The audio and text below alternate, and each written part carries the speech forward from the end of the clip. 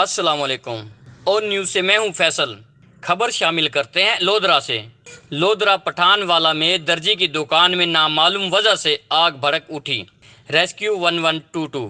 لودرا اطلاع ملتے ہی rescue team موقع پر پہنچ گئی۔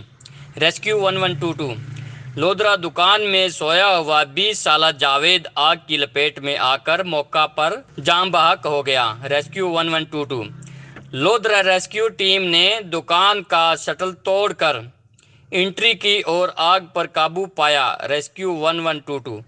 لودرا ریسکیو ٹیم نے نیس ڈسٹرکٹ ہیڈ کوارٹر اسپتال منتقل کر دی۔ ریسکیو 1122۔